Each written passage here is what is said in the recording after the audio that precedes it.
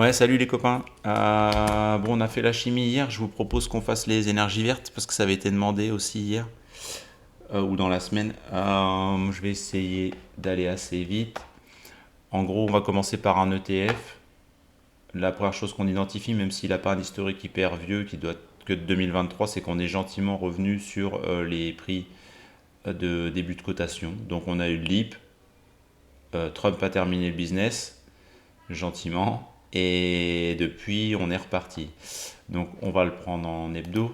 Voilà, ça c'est la toupie de retournement sur l'arrivée et sur le Liberation Day de Trump. Il a fait très peur, soi-disant il n'y avait plus besoin d'énergie verte, on va repasser aux fossiles et compagnie et compagnia. La vérité, c'est que on est dans un monde en décarbonation, qu'on le veuille ou non, avec des besoins en énergie toujours grandissants, que l'Europe risque de continuer de pousser, sauf crise financière ou plus encore mondiale qui justifierait qu'on change complètement notre fusil d'épaule. Mais de toute manière, dans le cadre du fait qu'on ne soit pas autonome sur les énergies fossiles, je vois pas pourquoi ni quelle typologie de politique nous amènerait à changer ça. Donc on va continuer à pousser. Et Trump, qu'il le veuille ou non, en a également besoin pour satisfaire les besoins d'énergie toujours grandissants de son côté. Donc, une fois qu'on a dit ça, on a une mèche énorme la semaine passée qui peut tendre à faire penser qu'en tout cas, on a fait le plus gros du chemin sur cette poussée, qui est quand même une poussée relativement véloce, on va pas se mentir. Depuis Trump, on a quand même pris plus de 100%.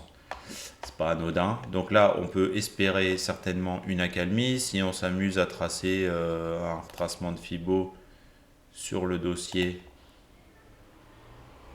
voilà, ça nous donne des objectifs. Alors sur une poussée aussi puissante, je suis même pas sûr qu'on retrace les 50.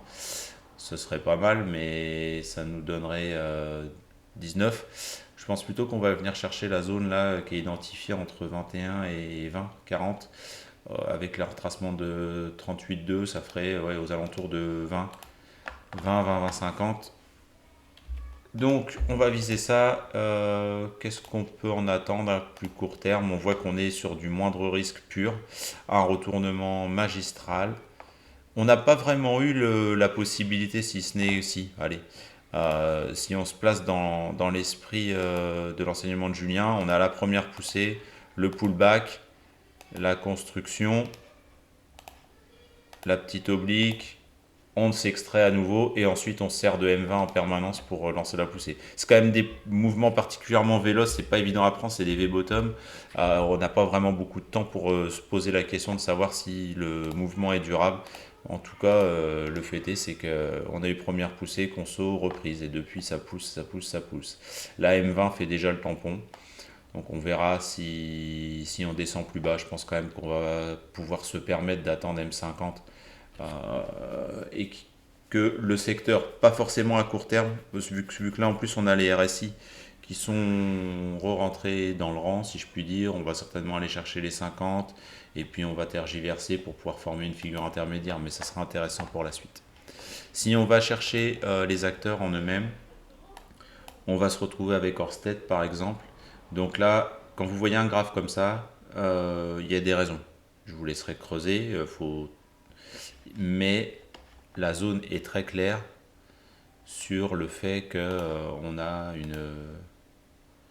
on avait un support historique aux alentours des 250 qui a complètement lâché récemment avec fort volume. Si on le prend en hebdomadaire, on retrouve le principe avec les créations de supports qui sont à chaque fois éclatées, éclatées. On rebondit, support, éclaté. On refait le coup. La différence, tout est relatif, hein. Il y a plus de volume encore que la fois passée. La seule chose favorable sur le dossier, si je puis dire, c'est qu'on a, après chaque purge, des rebonds relativement violents. Donc, c'est pas un dossier investisseur à ce stade, c'est un dossier trader, trader dynamique, qui sait placer ses stops et qui a envie de prendre du risque. Une fois qu'on a dit ça, j'aime bien le signal donné par le RSI quand on sort de survente. et qu'on réintègre entre guillemets au-dessus des 30 pour pouvoir déclencher le signal de rebond. Donc ça s'anticipe évidemment, on peut descendre en daily. Là j'aurai pas l'horaire, mais je vous invite à descendre en horaire aussi si vous voulez timer la chose. On voit qu'on a peut-être un début d'accalmie sur la MACD. Si on va chercher le journalier, les objectifs, si on admet qu'on a quelque chose en formation de type, je sais pas, un petit triangle avec 125 à breaker, je dirais que pour celui qui voudrait prendre le trade à l'instant T, il faudrait mettre un stop sous cette bougie pour 50% de la position, aux alentours des 112, et puis solder sous les 103. On est repassé au-dessus de la M20 en daily. On a une petite amélioration quand même sur les indicateurs. Si on doit placer des objectifs et qu'on veut prendre le trade, je dirais à peu près 50% du gap aux alentours des 150, puis la fermeture du gap aux alentours des 190 dans un premier temps. Ensuite, si on va chercher Solaria, la petite chouchou. Alors, Solaria mensuel. Solaria mensuel, c'est l'orfèvrerie. C'est un début de cotation en 2007, un trou évidemment parce que pendant toute cette phase-là, c'est du capex et forcément beaucoup d'investissements, beaucoup d'appels aux capitaux. Tout ça, c'est dilutif pour l'actionnaire. Néanmoins, j'aime bien les fondamentaux de la boîte. On a fait le rounding bottom, on est remonté, on est venu rechercher les ATH sur la poussée de 2020 sur le stress énergétique. Maintenant, la question qui se pose, c'est est-ce que le stress énergétique de 2020 était un épiphénomène ou est-ce qu'in fine, il s'insère plutôt dans un scénario de besoins énergétiques mondiaux grandissants à long terme? Si c'est le cas, je mets ça sur la table, on peut avoir une espèce d'énorme tasse et anse qui finirait par casser les ATH et déclencher un mouvement exponentiel ou du moins avec des perspectives haussières très importantes. Le retour sur le Trump stress, on va l'appeler, sur la M200 mensuelle était chirurgical. Depuis, c'est un rebond notable.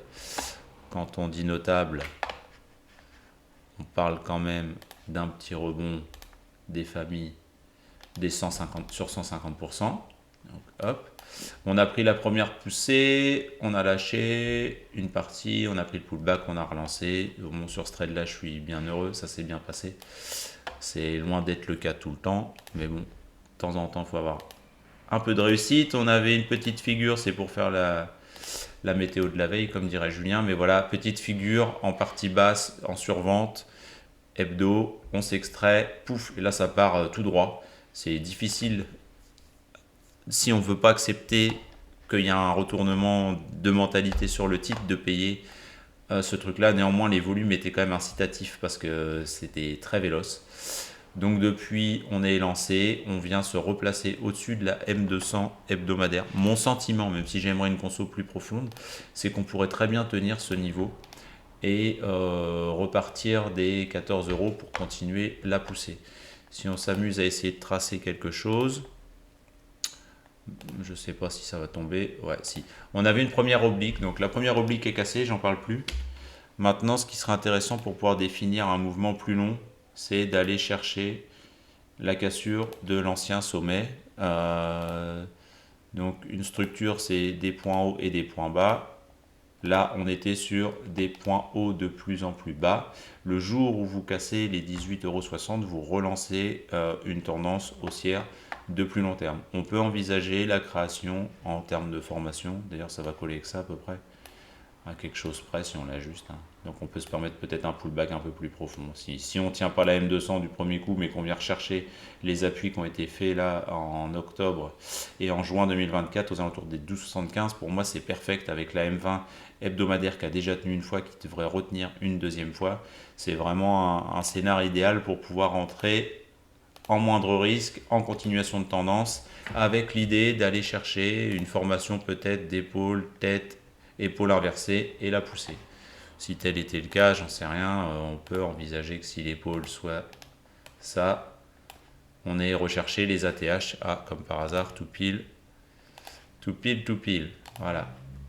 Objectif 30 € à terme et plus si affinité, parce que le jour où vous cassez ça, vous pouvez développer le mouvement. Voilà pour Solaria. Je rentre pas dans le daily, il n'y a rien de particulier de plus. Je pense que c'est des dossiers qui se regardent en hebdo. On voit bien le principe de retournement des moyennes mobiles, c'est très bien construit. EDPR, on devrait retrouver sensiblement le même schéma. Donc sur EDPR, vous avez quoi? Ah, sur EDPR. Donc ça, par contre, je l'ai beaucoup moins bien géré que Solaria. J'étais dedans, j'ai pas résisté à cette mèche couplée à de la news qui m'a fait stresser. J'ai dégagé et comme dirait Julien, l'erreur c'est de ne pas y revenir.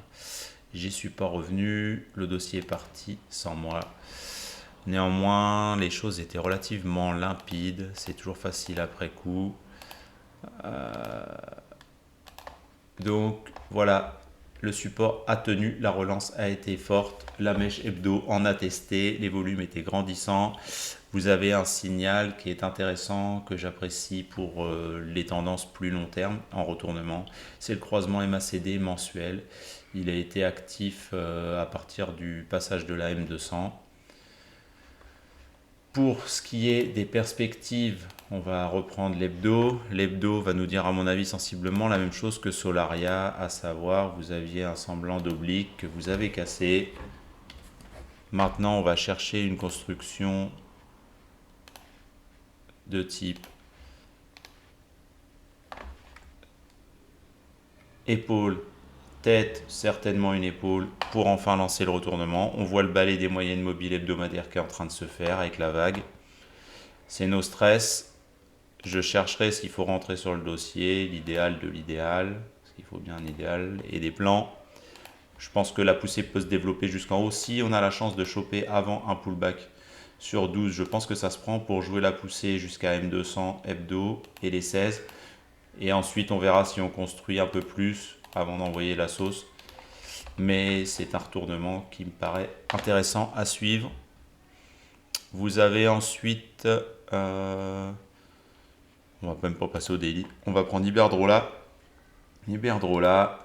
Alors, d'après le schéma, j'aurais tendance à dire bon père de famille responsable.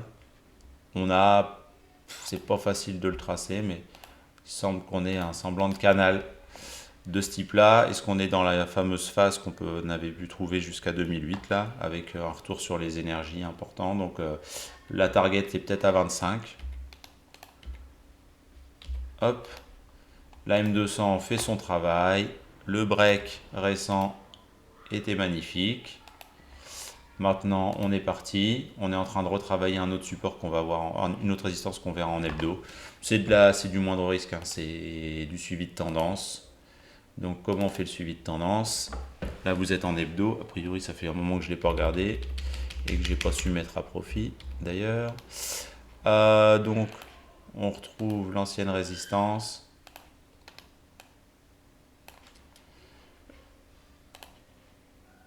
Tac. Le break. Petite conso. Le break. Et là, de nouveau, résistance qu'on est en train de travailler, qu'on semble même avoir passé. Donc on continue la poussée, c'est moindre risque absolu. Je n'ai pas grand chose à vous apprendre sur ce truc-là, si ce n'est qu'on va chercher des points d'entrée et que vous pouvez rentrer tranquillement là-dessus à chaque fois que vous avez des retours aux alentours des M20, M50. Enel, tiens, j'avais dû la regarder aussi fut un temps. Enel. Donc, on va nettoyer la chambre. Tac. On a sur Enel un historique de cotation qui date de 2000. Ce qui est quand même costaud. On a une... Oh, ça ressemble à Solaria, étonnamment. Et ça ressemble à tout le secteur. Il y a deux options sur la table. Il y a l'option A, l'option pessimiste.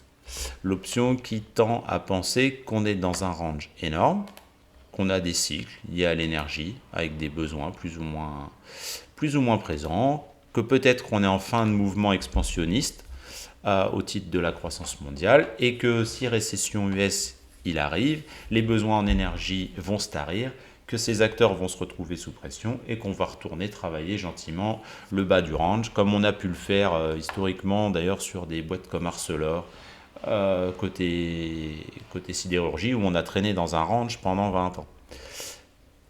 Sur Enel, je considère qu'on est dans la même typologie de construction finalement qu'Arcelor, pour d'autres raisons, même si les fondas ramènent au même point de départ. Je pense qu'on va chercher, comme sur Arcelor, et du coup on se trouve dans l'option 2, à s'extraire par le haut de ces constructions et lancer des nouveaux trends sur la base d'une croissance et d'une inflation persistante où ces acteurs revêtent un certain aspect défensif et qu'on ait récession ou qu'on n'ait pas récession, la question c'est pas tant le court terme qui va se produire à échéance 1, 2, 3 ans, c'est plutôt l'aspect développement mondial. On a beau avoir une démographie en baisse, la vérité c'est qu'on consomme tous chacun toujours plus, donc malgré une démographie, on va dire, stabilisée, voire déclinante, on a un besoin énergétique qui continue de croître. Je ne vois pas ce qui inverserait la tendance. Je pense qu'il n'y a pas de croissance des économies sans consommation d'énergie. Du moins, la physique et les lois de la physique qui régissent tout ça vont dans ce sens-là. Donc, maintenant, je pense qu'on aura le break. Le petit bémol, c'est à regarder, c'est qu'on n'a pas particulièrement de volume sur les poussées récentes sur le titre. C'est le petit bémol. Maintenant, il faut voir si on passe, si on passe pas. Je pense que c'est vraiment un dossier à regarder pour, on va dire, la psychologie autour du secteur. Si on s'amuse à le prendre en hebdomadaire, on n'apprend pas bien grand-chose de plus. Si ce n'est que assez facilement, on se rend compte qu'on a peu ou prou un canal, qu'on est bientôt en haut, que le canal va se jumeler à la résistance et que ici, sur les, allez, on va dire 9 euros, il va y avoir du grain à moudre. Il va y avoir gros de grain à moudre. Si on passe ça, ça change la physionomie du titre. Si on reflue, on sera certainement dans un scénario plus pessimiste sur l'économie à échéance de 3 ans. Voilà. C'est pas pour autant qu'il faudra arrêter de suivre le titre. Très bien, on peut avoir une correction ici parce qu'on n'a pas le jus, parce qu'il n'y a rien qui justifie entre guillemets qu'on s'envole. Et parce que finalement, c'est pas ces boîtes-là qui joueront l'aspect défensif. On peut décider que ce sera plutôt la pharma, on peut décider que ce sera les commodités, peu importe. La vérité, c'est que tout retour, dans le cadre d'un moindre risque hebdomadaire de ce type-là, en partie base de canal, si jamais on veut consolider un peu plus avant de pouvoir envoyer la purée, et ben c'est pas si mal. Donc, admettons qu'on retourne sur le support des 7,70. Pour moi, ça sera un support à payer. Tant qu'on n'enfonce pas, et c'est là qu'on redeviendrait négatif. Si un jour on s'amuse à repasser sous la zone des 7,50, ça devient quand même moyen moins. Il restera du monde en soutien avec les deux moyennes mobiles qui sont ici, mais je considère qu'on aura quand même cassé les pattes de la tendance. Voilà pour Enel. Siemens Energy a une cotation relativement récente, une boîte forcément que j'apprécie parce que j'aime bien le conglomérat Siemens au sens large. Ils sont très forts sur ce qu'ils font. Du coup, on n'a pas un historique de malade. On va dire que ça, c'était la zone à breaker. Ça a été fait en 2024. Depuis, c'est une poussée bien construite avec des paliers. On va nettoyer la chambre. Ah, tiens, j'avais dû faire un schéma. Pour l'instant, ça ne me donne pas raison. Est-ce que le schéma va plutôt être sous ce format? Je ne sais pas. Ça va dépendre un peu comme pour tout le reste du secteur. Boum. Là, pour l'instant, on bute. Donc, on va l'enlever.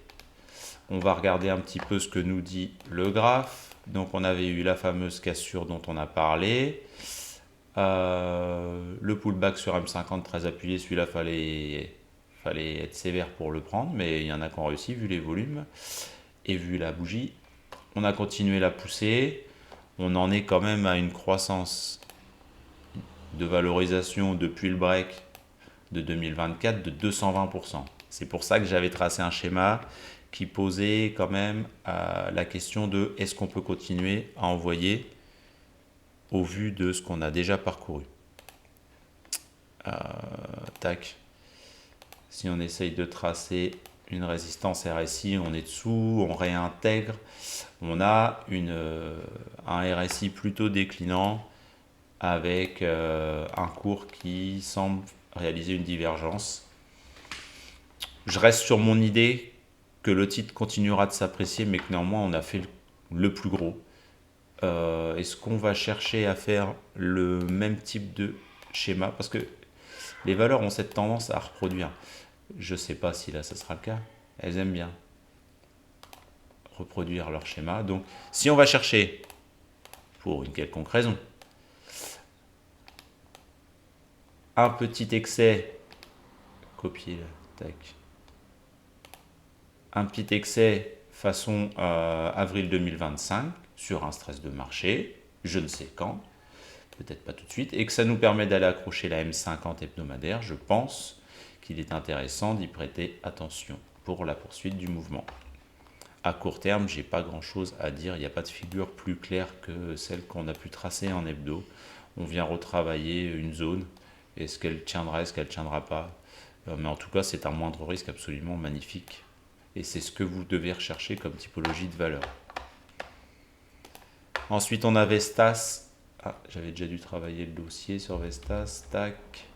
Vestas, qu'est-ce que ça dit? Vestas, déjà, ça raconte qu'on a un support historique aux alentours des 74 euros. On a une espèce de tendance baissière initiée depuis 2020.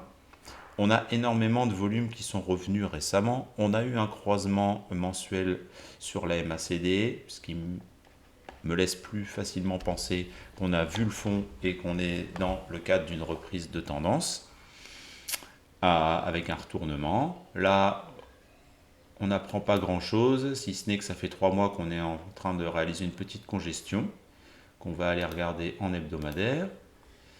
Donc, clac. On a toujours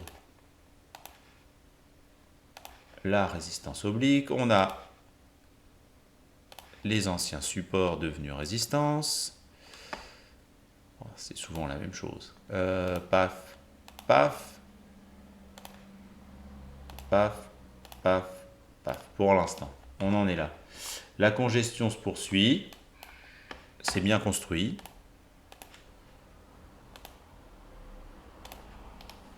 Donc, tout retour sur la zone avec les deux magnifiques petites mèches. Là. Allez hop, on le rajoute celui-là. Tout retour sur la zone des 118 et du support oblique haussier serait intéressant pour prendre position sur le titre avec une congestion des moyennes mobiles hebdo qui est en train d'arriver. Le scénario idéal, parce qu'on aime bien quand c'est idéal, c'est le repli, le break, la résistance oblique qui pose un problème, la petite congestion, l'extraction de bois et un retour sur la zone qui m'intéresse des 220 euros. Voilà comment je vois la chose sur Vestas. Ensuite, on va aller grenouiller chez Engie. Chez Engie, inversion, en tout cas à court terme, de la tendance en repassant au-dessus de la M200 mensuelle. Qu'est-ce qu'on peut dire d'Engie? J'ai du mal avec le dossier. Je sais que pas mal l'apprécie pour son côté défensif. J'ai toujours eu du mal à comprendre un peu l'intérêt de l'entreprise, on va dire, en termes de rentabilité. Mais voilà où on en est. La vérité, même si c'est bien sûr tiré par les cheveux, c'est juste l'esprit qu'il faut retenir. Alors on appellera ça épaule tête, épaule inversée ou pas, je sais pas. La vérité, c'est qu'on cherche depuis plusieurs années à travailler la zone des 20 euros. La zone est très importante pour l'état d'esprit des investisseurs sur le titre. Le jour où on s'affranchit de cette zone, si la M200 par exemple reste retournée et qu'on met la pression sous le titre, le jour où on casse les 20, il n'y a pas de doute sur le fait que déjà on ira chercher les 30, elle a l'air d'aimer les dizaines, et puis les 40 par la suite. Mais le retournement est sympatoche, faut le reconnaître. Là, voilà, j'avais le même la même résistance. On est en moindre risque. On a fait une première touchette, la construction du triangle, un triangle d'abord un peu large, une figure qui se resserre, une figure qui se resserre. Au bout du compte, les plus bas de plus en plus haut, on s'extrait, on fait plus ou moins le pullback, et maintenant on va chercher la deuxième résistance. Ce que j'aimerais voir, c'est une continuation dans la partie haute de la compression sous les 20. Le jour où on lâche les 20, c'est vraiment un sacré retournement et un suivi de tendance à mettre en œuvre. RWE, vous avez exactement le même principe de franchissement de la M200 mensuelle que sur NJ. Vous avez récemment, et on va dire sous le niveau 0, le croisement MACD mensuel qui est favorable pour un retournement plus long terme. C'est quand même un titre qui avait déjà subi une reprise d'appréciation notable depuis 2015 pour atteindre son apogée en 2022. Depuis, on respire. On respire, mais est-ce qu'on a un niveau? Oui, on a un niveau là, à peu près. Là, il y a quelque chose près. Avec tac, un niveau aux alentours des 28 qui semble être efficient. On va passer ça. Donc en mensuel, on voit bien, même si on le verra certainement mieux en hebdo, mais là, vous avez un point dur aux alentours des 43. Le jour où les 43 lâchent, on sera en poursuite haussière avec le fait d'aller chercher, dans un premier temps, certainement, bon, il y a ces mèches-là qui seront travaillées, les 55, mais je pense qu'on ira assez vite sur les 70. Les 70 serait, à mon sens, l'objectif. Tac. Maintenant, c'est pareil, si on veut parler idéal, plan et compagnie, bon là on est en mensuel, donc ça me paraît compliqué d'envisager ça, ça dépendra beaucoup des scénarios qui vont être joués par la bourse et nos marchés. Mais voilà, soit on est dans un range, on continue, on resserre, et auquel cas on met le scénario, un peu d'ailleurs tous les scénarios proposés préalablement avec des extractions prochaines à plus tard. On aura besoin d'abord de se taper la récession et de reprendre le cycle ensuite à échéance 2 ans en mode croissance mondiale et nécessité impérieuse de trouver de l'énergie. Soit on se dit que c'est maintenant pour d'autres raisons et on fait notre break. Pour l'instant, on n'a pas la réponse à la chose. On voit là pour le coup une résistance oblique qui aurait été cassée, donc qui serait déjà un premier signal. On a quand même un RSI qui est en surachat, ça peut durer, mais sur le titre historiquement les passages en surachat ne sont jamais très longs, du moins depuis 2018, donc je ne jouerai pas à rentrer maintenant, parce que entre une résistance oblique qui a de la pertinence certes, mais qu'on peut toujours remettre en question, et la résistance ici qui me semble plus crédible aux alentours des 42, j'y jouerai pas pour l'instant. Idéalement, il faudrait jouer plutôt un scénar de court terme en mode optimiste avec un pullback sur les 36, 37 euros pour pouvoir jouer la prochaine poussée. Mais en attendant, ça serait d'ailleurs super parce que vous avez le retournement complet des moyennes mobiles hebdomadaires, vous êtes en moindre risque. Vous pourriez faire des entrées sur des moyennes mobiles très costauds pour pouvoir ensuite déclencher seulement le run de poussée. Ça s'ajuste, mais vraiment tout le secteur. Déjà, j'ai trouvé la chimie particulièrement intéressante hier, même si c'est bien plus anticipé que ce qu'on ne voit. On voit bien le delta. Genre, la chimie, c'est l'équivalent de si on reprend, peu importe, je vais prendre si, on va garder RWE en gros. Pour moi, la chimie, on en est là en fait. On en est à 2016 pour RWE et en gros on n'est qu'au début, donc c'est les balbutiements, c'est encore très anarchique et on n'a pas du tout acté ce retournement là, mais à mon sens on y vient et l'énergie pour le coup a déclenché ça il y a bien plus longtemps et du coup vous êtes dans des positions, si vous deviez acter entre guillemets comment on va appeler ça, le, le pourcentage de votre portefeuille et vos allocations. Si vous êtes plutôt dans la typologie moindre risque, il est préférable d'envisager le secteur énergie verte et énergie au sens large, qui semble bien plus en adéquation en termes de configuration graphique que ne peut l'être la chimie. La chimie, il y a des choses à faire, mais la chimie, c'est de l'investisseur très long terme qui sait ce qu'il fait et qui accepte la volatilité en partie basse parce qu'on est en partie basse de cycle, mais par contre, personne n'est capable de donner la durée de la partie basse du cycle. Ensuite, vous avez SSE, sa cote à Londres, me semble-t-il, vu son nom. Donc SSE, on est sur... Ouais, s'il veut plus tracer, c'est qu'il est fatigué. J'ai réussi à fatiguer l'outil, ça c'est beau. Donc, les 2000, a priori, ça intéresse le marché de les passer.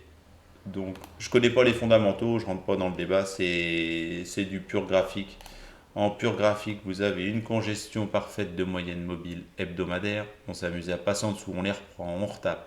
Ça construit. Ça construit le nouveau mouvement, le futur nouveau mouvement.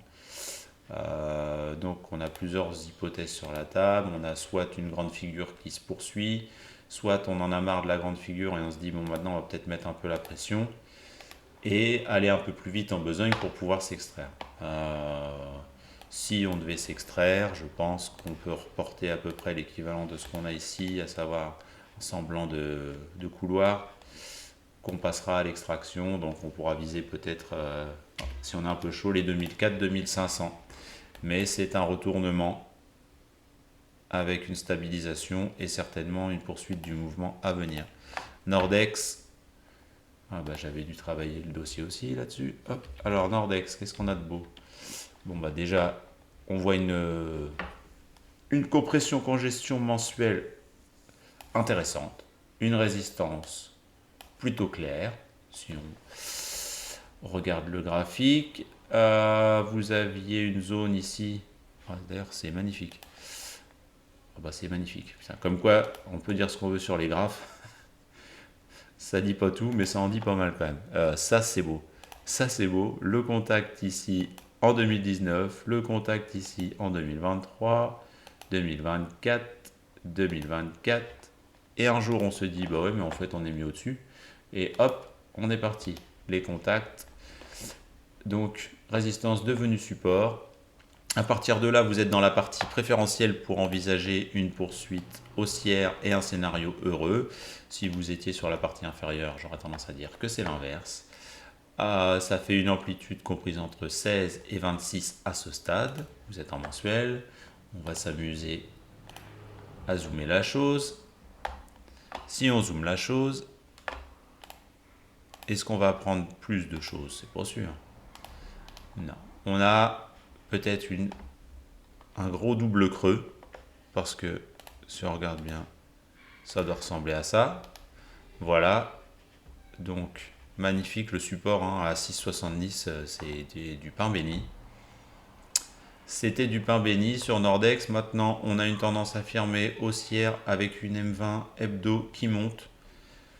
Donc, c'est du moindre risque. Les M20 hebdo se payent jusqu'à ce qu'elles cassent. Le jour où elles cassent, on peut envisager, parce que là, on est là pour faire les plans. Donc, soit le plan, on fait un repli. Si on fait un repli, j'aimerais beaucoup la M50. Ce serait le top du top. Avec une entrée en moindre, avec un risque faible sur les 18. Et puis, on pourrait mettre le stop en dessous. Si c'est pas le cas et qu'on continue de pousser avec M20 hebdo, et écoutez, une petite congestion, pourquoi pas dans ce coin-là.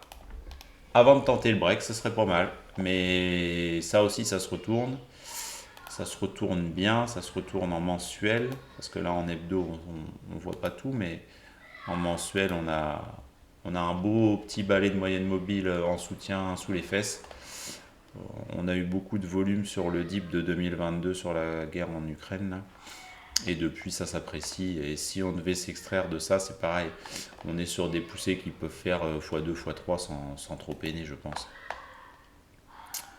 Voilà pour ça. Ensuite, on a Acciona. Acciona. Alors, ça va être un jeune titre, a priori. Donc en mensuel, je le lis pas particulièrement bien, il manque un peu de chandelier. En hebdo, déjà on y voit plus clair. On voit qu'on avait une tendance baissière, je suis pas sûr qu'on ait à proprement parler une résistance oblique, mais on va dire que l'idée, vous la voyez, c'était une descente. Euh, un croisement MACD hebdomadaire qui a donné le là pour un passage de la résistance oblique. Vous avez depuis un mouvement qui se construit correctement. Il y avait historiquement le support qui a été repris. On fait le pullback sur la M20, on pousse, on va chercher la M150. Ça aurait pu être une autre, mais elle aime les moyennes mobiles qu'elle a envie d'aimer. On n'est pas là pour juger. Paf, on a une résistance et une M200 hebdo qui arrive au-dessus avec les 25. Pour l'instant, je dirais scénar idéal pour attendre éventuellement la descente de la M200, l'arrivée de la M50, une congestion. Il faut travailler le range entre 25 et 22 et envisager une sortie haussière par la suite qui nous enverra en premier objectif. Vous irez chercher les 29. Et puis je pense qu'ensuite il n'y aura pas grand chose pour nous arrêter avant 33 et 38. Et vous seriez à partir de ce moment-là, au moment où vous allez passer les 29 déjà et vous amuser à jouer dans la nouvelle plage, vous serez en option moindre risque. En daily, j'ai déjà dû regarder la bête. On a une résistance oblique qui est un peu pentue pour que j'y croie d'une quelconque manière. Donc je vais préférer considérer que les anciens points durs pourraient faire office de zone de pullback. Tac. Avec pourquoi pas un petit scénar comme ça. Un petit retour, un travail de zone jusqu'à la fin de l'année. Une extraction, retour sur les 25 et on pousse. Bon, je dois être optimiste aujourd'hui parce que je vois tout qui va monter. Là, c'est peut-être le moment de vendre, les gars. Alphen. Ouais, bah alors là, si j'arrive à être optimiste là-dessus, les gars, c'est que vraiment faudra s'arracher du marché. Pouf, je sais pas quoi dire. C'est un peu comme Orsted. Bon, allez, il y a un point positif à tout ça, c'est qu'on est de retour sur le support. Vous êtes sur le support, un magnifique support historique, issu des débuts de cotation de 2018. Donc, il y a de l'espoir. À partir du moment où il y a de l'espoir, on va essayer de zoomer pour favoriser l'accroissement de cet espoir. Parce que c'est quand même le but. Donc, cet espoir est quand même assez maigre. Tant qu'on a une moyenne mobile 20 et 50 qui nous foutent la pression au-dessus de la tête en hebdomadaire, qu'on ne voit pas particulièrement de volume, même si on en a eu là sur la purge, mais on a plutôt tendance à avoir des volumes de maboule quand on dégueule. Donc j'aimerais bien en voir avec une tige verte un jour. Néanmoins, si on considère qu'on est sur une tendance baissière, on voit quand même une accalmie du RSI hebdomadaire. Donc je vais continuer d'être optimiste encore un peu et on va aller chercher à zoomer en daily parce qu'il y a bien à un moment donné une UT qui va me donner raison. Tu sais, si tu zoomes fort, fort, fort, à un moment donné, tu as raison et tu peux voir que la hausse. Bon, c'est ce qu'on essaye de faire, il faut se donner du baume au cœur. Bon, vous avez compris quand même que tout ça, c'est risqué, que c'est à prendre avec précaution. On a pour moi un semblant de petit biseau. Je ne vais pas le laisser parce qu'il me pollue visuellement, mais l'idée est la suivante. Vous avez une tentative d'amélioration. Vous avez un support oblique haussier qui s'est mis en place. Il ne faut pas le casser. Franchement, sinon, on va retourner travailler le plus bas, 9,14, on va se refaire peur. Il y a assez rapidement 10-15% à perdre, personne n'a envie, c'est relou. Et ça fait stresser. Il faudrait que le marché à un moment donné devienne un peu sympa et qu'on reste dans ce petit triangle. Idéalement, ça laisse arriver le reste des moyennes mobiles, parce qu'il y a quand même ça en point positif, c'est que j'aimerais qu'on retrouve cette typologie de formation une nouvelle fois et qu'on s'en extrait à nouveau. Mais cette fois, idéalement, ça serait pour rester au-dessus et congestionner pour pouvoir envoyer ensuite la sauce d'un retournement. Pour l'instant, c'est trop tôt. Mais on est quand même sur la formation éventuelle de quelque chose en partie basse. C'est normal, c'est compliqué les bottoms, c'est long, c'est large, c'est ample, ça fait mal. Il faut se référer aux fondamentaux sur ce type de société parce que malgré tout, il y a du capex, il y a de l'endettement. Le marché, il n'aime pas l'endettement, il n'aime surtout pas l'endettement quand les taux sont hauts. Est-ce que la BCE a la main pour baisser encore les taux et faire chauffer la marmite comme propose Julien ou pas? Je sais pas. En attendant, ces acteurs, ça se voit graphiquement, contrairement à certains autres, ont besoin d'un soutien étatique pour pouvoir vivre pour l'instant. Ils n'ont pas l'aptitude à voler de leurs propres ailes, donc soit il y a du soutien et on peut envisager du mieux, soit c'est des boîtes qui peuvent couler puisqu'il y aura quelqu'un d'autre pour faire leur boulot. Il n'y a pas de technologie disruptive malheureusement sur le secteur. Donc voilà où on en est. Si on cassait, vous avez le droit à mon avis de retourner en dessous des 9 euros.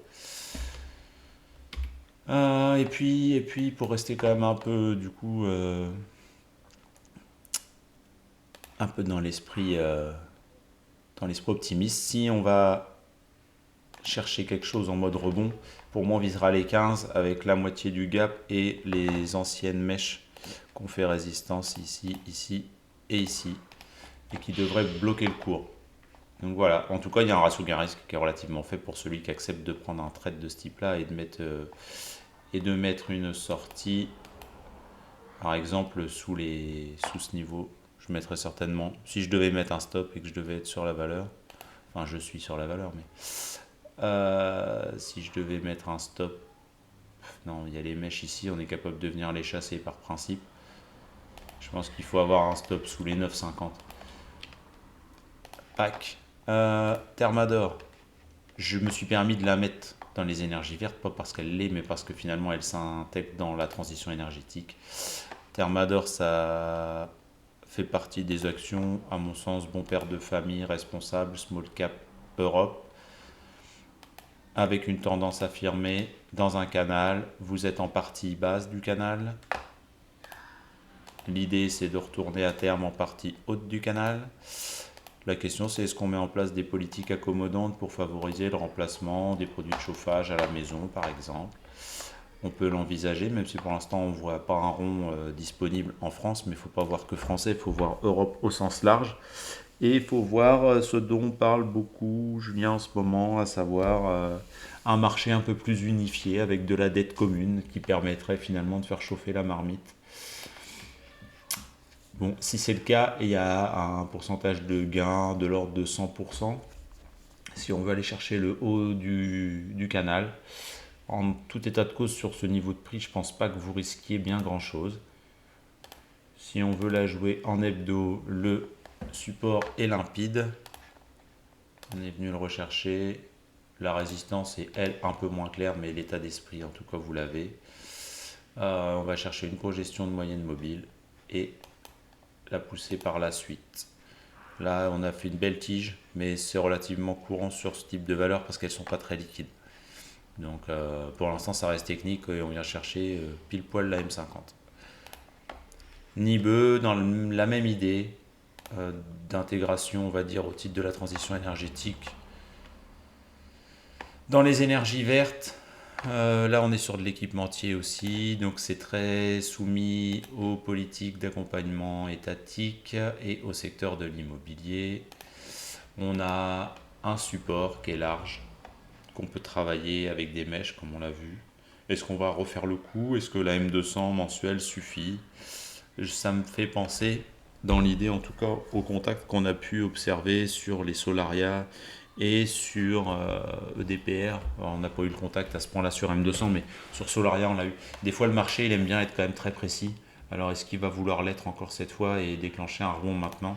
Ça dépendra certainement des publications, et plus encore que les publications, ça dépend pas mal des annonces gouvernementales. Si vous êtes en hebdo, on a ce qui m'intéresse, à savoir une tendance baissière avec des plus hauts de plus en plus bas.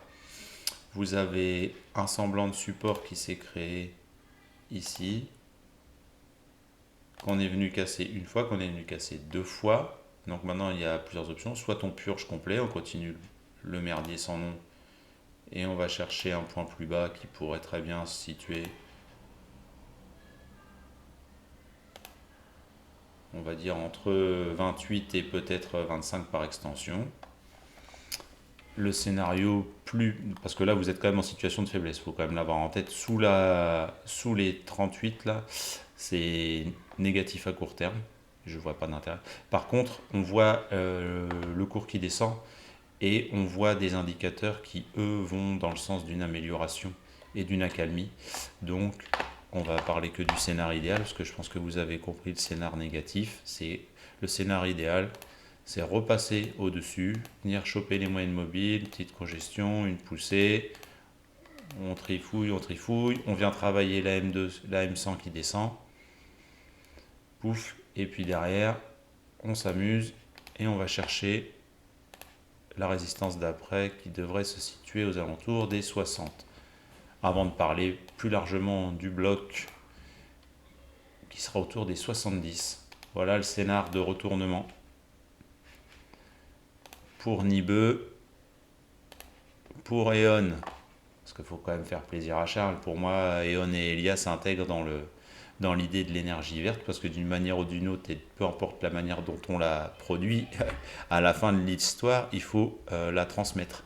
Et c'est les réseaux de distribution qui font ça. Donc parlons distribution, parlons E.ON et Elia. Sur E.ON, vous avez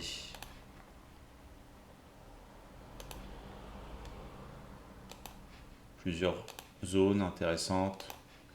Donc on avait une première résistance qu'on est venu travailler, buter, retour, support, on pousse, on travaille la nouvelle, on s'extrait. C'est un retournement mensuel à l'offre au vu des moyennes mobiles mensuelles. C'est très positif. Si on prend l'hebdo, on voit le magnifique rounding bottom. C'est du graphe Made in Julien formation. Celle-là, à mon avis, on peut la rajouter dans les vidéos de formation. Une première poussée, une congestion longue. Donc, poussée, congestion, extraction, difficulté toujours, on reste dans les constructions. On relance un tour, congestion complète des moyennes mobiles. Ah, et forcément, si l'outil veut m'emmerder, hop. Là, en 2021, et depuis 2021, on a l'extraction. On s'amuse à se faire peur. On est quand même revenu cassé, hein, en dessous là. Tac. Mais la figure est restée ce qu'elle était. Double bottom et retournement définitif du titre. Donc c'est de la construction. Et c'est là qu'on voit. Alors on est en hebdo là. Parfois on trouve les bottoms pour ceux qui s'amusent à jouer des choses long terme, parce qu'ils ont on va dire des convictions vis-à-vis d'un secteur. On trouve les bottoms larges. On va le dessiner comme ça, grosso modo.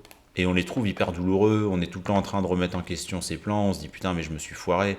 C'est pas possible, je comprends rien, c'est pas ça. On est à chaque fois quand même sur des amplitudes de plus 100, moins 50.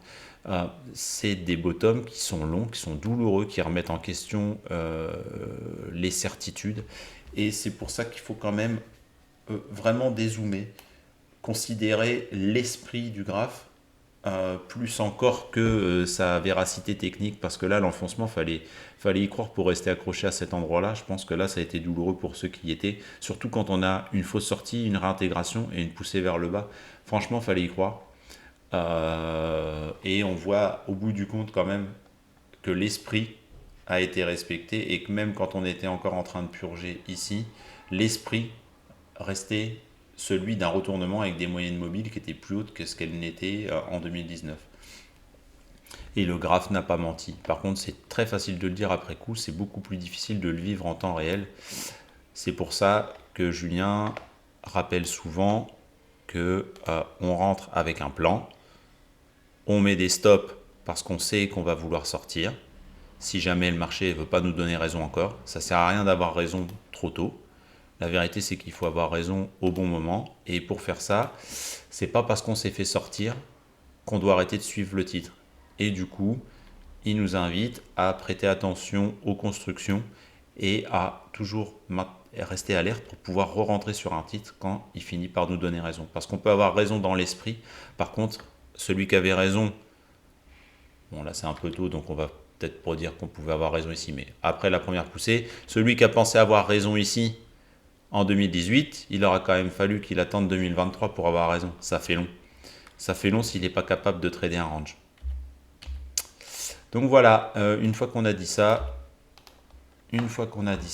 on est sur une tendance moindre risque avec, je pense, peut-être un temps calme à mettre en œuvre. On aura une résistance à passer aux alentours des 16. Si elle ne veut pas, on voit qu'on a un petit range qui se serait mis en place avec un retour sur les 15. Les moyennes mobiles gentiment arrivent, il n'y a pas d'urgence, il n'y a pas à courir. Je pense qu'il faut rester opportuniste sur toute la liste dont on vient de parler. Pour la plupart, il y a quelques cas particuliers comme Ørsted et Alfen qui sont des tendances baissières affirmées, mais pour le reste, c'est plus les avoir en watchlist, peut-être mettre des alertes aux endroits qui peuvent vous intéresser. Éventuellement laisser pour celles qui vous intéressent le plus des épuisettes au cas où il y aura un stress de malade un lundi matin sur les marchés qui permettent de rentrer. Typiquement, avoir une épuisette aujourd'hui sur E.ON aux alentours des 14,60 € et proche de la M200, ça a du sens. On ne sait jamais ce que peut faire le marché. Et enfin, on va finir avec Elia. Elia, donc, celle-ci, il y avait un semblant de résistance oblique baissière. Il y a maintenant une résistance avec la M50 mensuelle aux alentours des entre 105 et 110. On aurait bien déjà fait l'épaule, tête-épaule avec la mèche là qui a été faite en septembre. Donc on est peut-être prêt déjà à lâcher les chevaux. Ça serait pas pour me déplaire, j'avoue. La M50 mensuelle, évidemment, c'est peu ou prou la M200 hebdomadaire. On voit bien la résistance ici aussi. Clac. Donc si on s'extrait de ça, vraiment c'est sympa. Je pense qu'on ira minimum chercher les 120. Et puis que derrière, on acte le fait, vu qu'on va revenir au principe de structure, des plus hauts de plus en plus bas. Et maintenant, la question, c'est est-ce qu'on casse ce dernier plus haut? Si tel était le cas, vous passez sur une tendance qui s'inverse, à savoir une tendance à minima neutre, voire haussière avec ce qu'on attendra des plus hauts de plus en plus haut. Donc, et des plus bas de plus en plus haut. Voilà pour Elia, j'ai pas grand chose d'autre à dire. J'en ai fini avec l'énergie verte. J'espère que ça servira à certains. Je réitère l'idée qu'il faut maintenir tout le secteur en surveillance. Et pour revenir sur la chimie, c'est anticipé. Vous pouvez vous retrouver comme dans le cas précédent, c'est-à-dire E.ON, où on soit sur un bottom qui puisse durer longtemps. Je reste malgré tout, et je vais finir là-dessus, même si ce n'est pas les énergies vertes, je reste quand même malgré tout persuadé que l'outil industriel et la capacité à transformer les matières premières sera primordial dans le futur et que le cycle, d'une manière ou d'une autre, reviendra et redeviendra favorable pour les transformateurs dont la chimie fait clairement partie. Voilà, sur ce, je vous laisse et je vous souhaite un bon dimanche.